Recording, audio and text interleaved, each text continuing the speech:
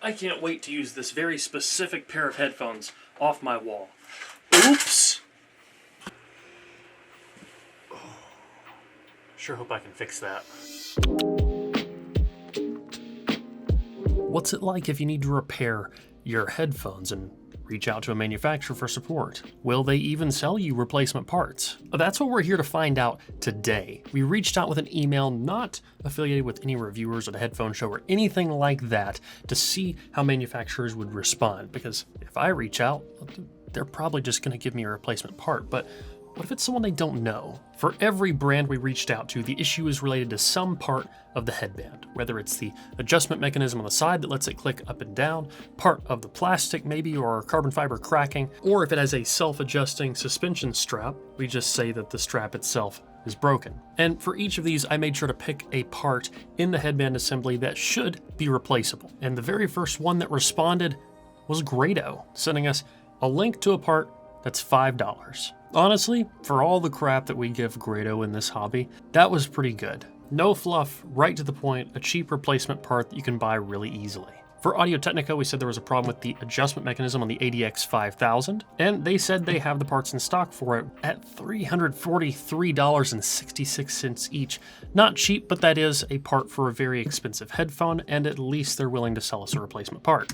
I do want to note, with all the manufacturers in the original emails, I stated that I bought the headphones used, hoping to avoid things like warranties or purchase numbers or anything like that. However, without asking for any of that information, Beyerdynamic still said that this headphone would be covered under warranty. I probably should have picked an older headphone because this headphone came out within the warranty period. But they did say that even if you're out of the warranty period, the service center has parts available for purchase on their website and provided a link to it. Nice. DCA said, unfortunately, we will need to get those headphones back to repair the strap. Our policy is you post the headphones to us and we will pay to ship them back to you. I actually personally have been through this process before and it was pretty fast. Now, Final Audio said that they are going to be closed for Golden Week, which is from April 26th to May 6th, and that any pending support requests would be processed on or after May 7th. However, today's May 15th and we have not yet heard back from them. That was for an inquiry about the Final D8000, which is a pretty expensive headphone. That's kind of surprising we haven't heard back from them yet. For Focal, I said that on my Elysia, the top pad is all worn out, which actually is true. I have an Elysia right there and the top pad's completely worn out. Focal said they would be able to sell me a replacement part for $229. Again, not cheap, but I believe for Focal they sell it as the entire headband assembly, which is like 2/3 of the entire headphone. So honestly, I understand that price. That makes sense. Meze was a little bit interesting. They said, before we continue our discussion, please send us proof of purchase, a bill of sale or receipt, and pictures of the issue you mentioned. We don't have that. And as mentioned in the first email I sent to them, we purchased the headphone used.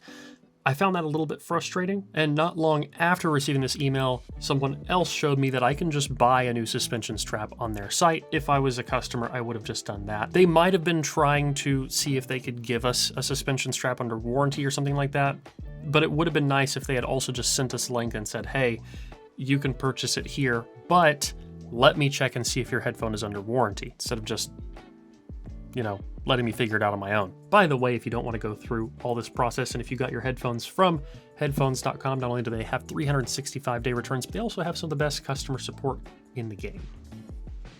Just saying. Hifiman was a little bit odd about it because I said that the issue is the adjustment mechanism on the side is no longer holding. It's just loose and sliding instead of clicking. And Hifiman asked for photos of that. So I don't know how I'm supposed to send a photo of something not clicking. But then they did ask for our locations so they could give us parts availability, which is nice. They also responded relatively quickly. Now, Grado did really well with this, but in my personal opinion, I like the way that HEDD handled it the most. I said that on my Headphone 2 GT, the carbon fiber had cracked on the headband, and HEDD said, "Thank you for reaching out.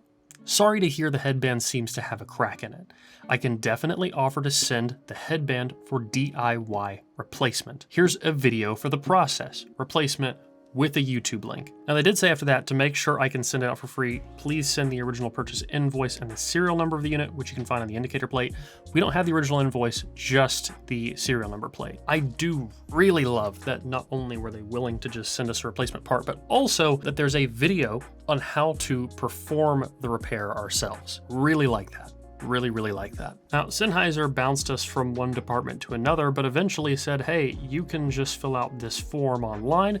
We went to fill out that form and it took me to a page that actually shows the HD800S assembly, listing out all of the various parts, and says on there, spare parts can be purchased on our web shop. What's really cool is that if you go on any of these parts, it says the complexity of the repair for replacing that part yourself. Oh, that's cool. I mean, Sennheiser already has a really good reputation for this kind of stuff. It's not surprising. You can take apart basically an entire HD600 with no tools, which is why I picked the HD800S, because I thought that would be a little bit harder, but here it is.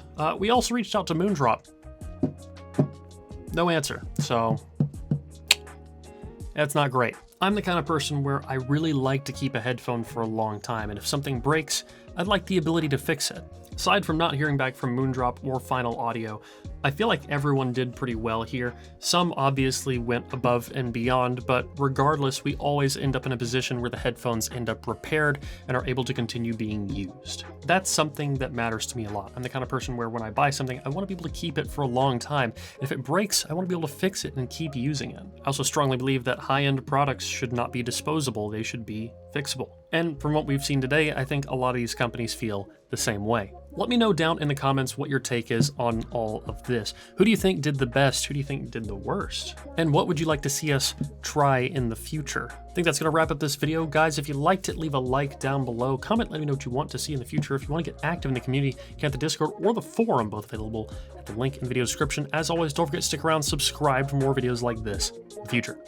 Until next one, guys. Peace.